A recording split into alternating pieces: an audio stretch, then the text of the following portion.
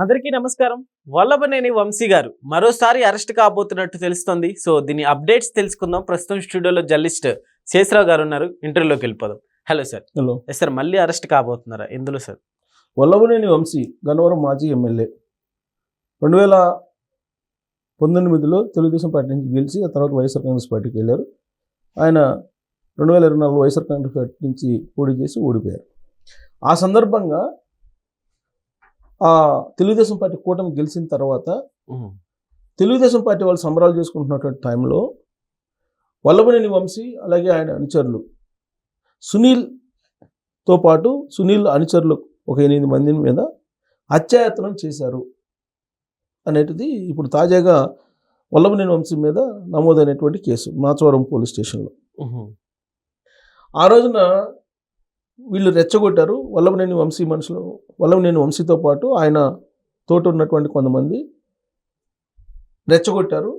రెచ్చగొట్టడంతో పాటు పట్టుకొని వాళ్ళ మీద దాడి చేశారు. తెలుగుదేశం పార్టీ వాళ్ళ మీద దాడి చేశారు అని చెప్పి సునీల్ అని అతను తెలుగుదేశం పార్టీ అతను సునీల్ అండ్ ఇంకొక 8 మంది కలిసి మాచవరం పోలీస్ స్టేషన్లో కేసు పెడితే ఆ కేసు నమోదైంది. ఇప్పుడు ఆ కేసు మీద ఆయన్ని అరెస్ట్ చేసే అవకాశం ఉందని చెప్పి బాగా పొలిటికల్ వర్గాల్లో వినిపిస్తుంది. ఇదే సమయంలో ఆయన ముందస్తు బెయిల్ కోసం పిటిషన్ దాఖలు చేశారు. దాని మీద కోర్టు ఇంకా నిర్ణయం తీసుకోవాలి, ముందస్తు బెయిల్ ఇస్తుందా లేదా అనేది. ఓకే. అది ఇప్పుడు బెయిల్ మీద ఉన్నాడు ఆయన. అనేకమైన కేసులు, దాదాపు 11 కేసులు ఆయన మీద ఉన్నాయి. ఆ 11 కేసుల్లో ఒకటి కిడ్నాప్ కేసు ప్రధానమైంది. ఎస్సీ క్యాండిడేట్ సత్యవర్ధన్ అని అతన్ని కిడ్నాప్ చేసి హైదరాబాద్ ఇక్కడ తీసుకొచ్చారు, మై హోమ్ భుజాలోకి తీసుకొచ్చినటువంటి సందర్భంగా ఇక పోలీసులు తెలుసుకొని ఆ సత్యవర్ధన్ ఇచ్చినటువంటి కంప్లైంట్ మేరకు వంశీని తీసుకెళ్ళి అది జైల్లో పెట్టారు. అరెస్ట్ చేసి జైల్లో ఉంచారు. దాదాపు 140 రోజులు దాకా ఆయన జైల్లో ఉన్నారు. అనేక కేసుల్లో, రకరకాల కేసులు, కిడ్నాప్ కేసులు ఉన్నాయి. తర్వాత పట్టాలు, ఎస్సీలకి పట్టాలు ఇచ్చినటువంటి కుంభకోణం కేసు ఒకటి ఉంది న్యూజివీడ్లో. ఇలా రకరకాల కేసులు ఆయన మీద 11 రకాల కేసుల్లో 140 రోజుల పాటు ఆయన జైల్లో ఉన్నారు. ఓకే.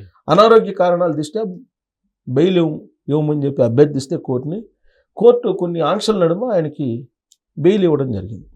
ప్రస్తుతం బెయిల్ మీద ఉన్నారు ఆయన. అయితే ఆ కేసులకు సంబంధించి హాజరవుతున్నారు కోర్టుకి, బెయిల్ మీద ఉన్నారు. ఇప్పుడు తాజాగా ఒక కేసు నమోదైంది. ఇది హత్యాయత్నం కేసు.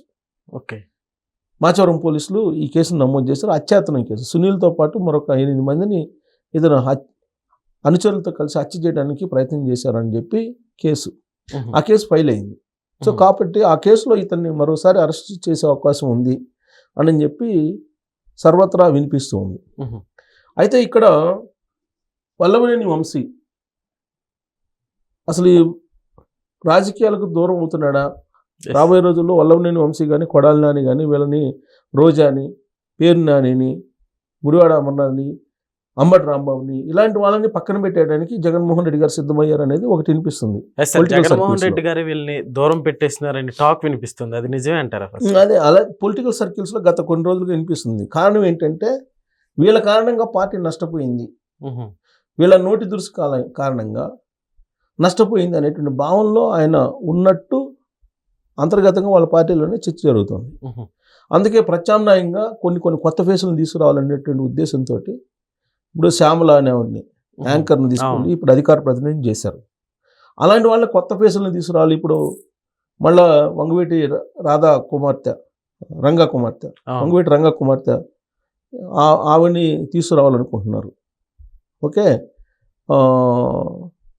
దాంతోపాటు కొత్త ఫేసుల్ని కొన్నిటిని తీసుకురావాలనేటువంటి ఉద్దేశంతో పాత ఫేసుల్ని పక్కన పెడుతున్నారు. ఈవెన్ విడుదల రజనీకి కూడా ఇష్టం ఉంటే రేపల్లె ఫోన్ చేసి, లేదంటే సిలుగులూరుపేట ఇవ్వమని చెప్పి తెగేసి చెప్పేశారని చెప్పి కూడా తెలుస్తుంది.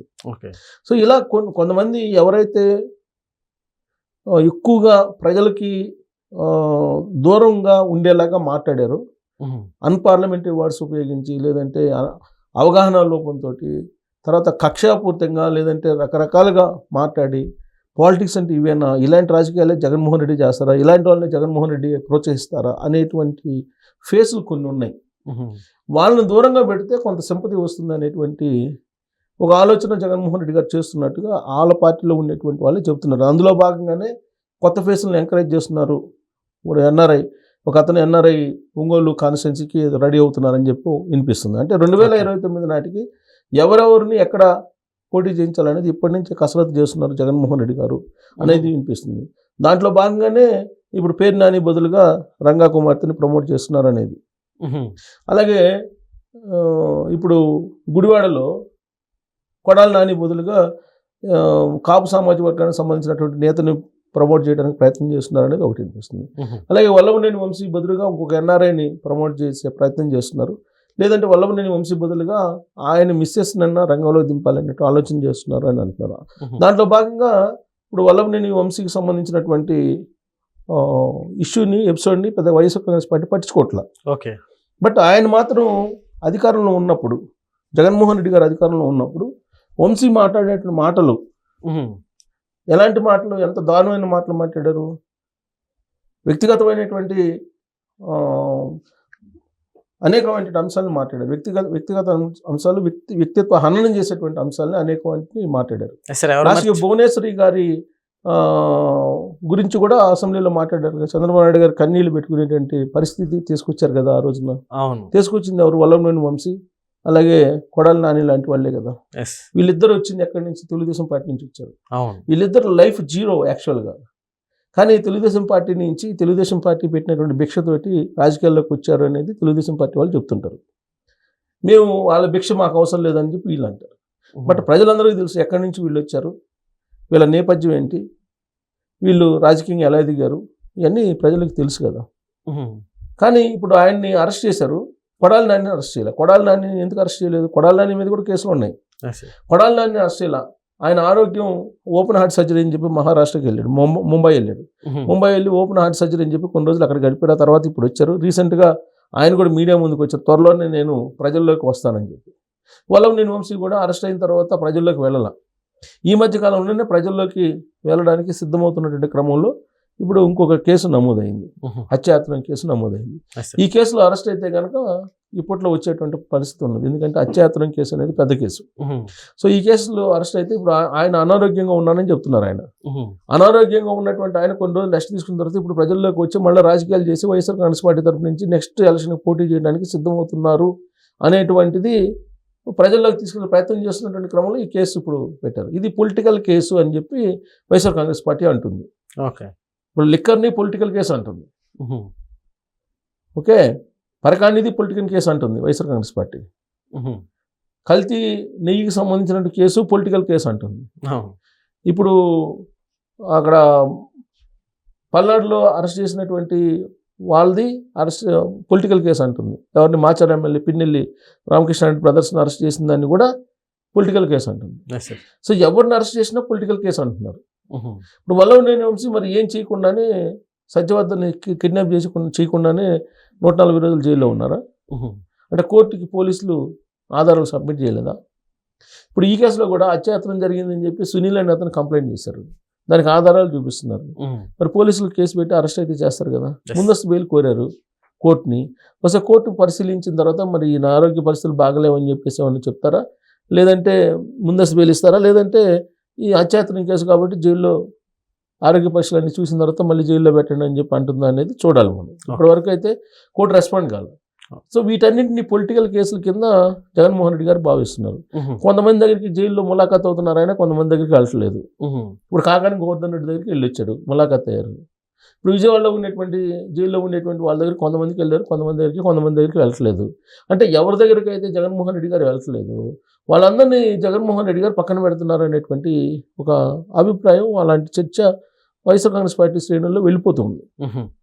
సో కాబట్టి ఈ కేసులు ఏవైతే ఉన్నాయో ఇవన్నీ పర్సనల్గానే ఆయా లీడర్లు ఎదుర్కోవాల్సిన పరిస్థితి ఏర్పడింది. ప్లస్ ఇంకోటి ఏంటంటే జగన్మోహన్ రెడ్డి గారు కమ సామాజిక వర్గంలో ఉండేటువంటి కొంతమందిని ఆయన సెలెక్ట్ చేసుకొని వాళ్ళని తన పార్టీలో చేర్చుకొని పొలిటికల్గా వాళ్ళకు కూడా ప్రాధాన్యత ఇవ్వాలి అనేటువంటి ఆలోచన చేస్తున్నారు. ఇలాంటి వాళ్ళందరిని పక్కన పెట్టేసి. ఓకే. ఎందుకంటే వీళ్ళని కమ్మ సామాజిక వర్గం ప్రతినిధులుగా చూపించినా కానీ వీళ్ళ వల్ల నష్టం తప్ప లాభం ఉండదు అనేటువంటి ఉద్దేశంతో ఆయన తన స్టాండ్ని మార్చుకుంటున్నటువంటి క్రమంలో వీళ్ళ మీద ఉన్నటువంటి కేసులు కానీ వీళ్ళకి సంబంధించిన అరెస్టుల గురించి కానీ వైఎస్ఆర్ కాంగ్రెస్ పార్టీ కూడా పట్టించుకోవట్లేదు అనేది అంతర్గతంగా వినిపిస్తుంది.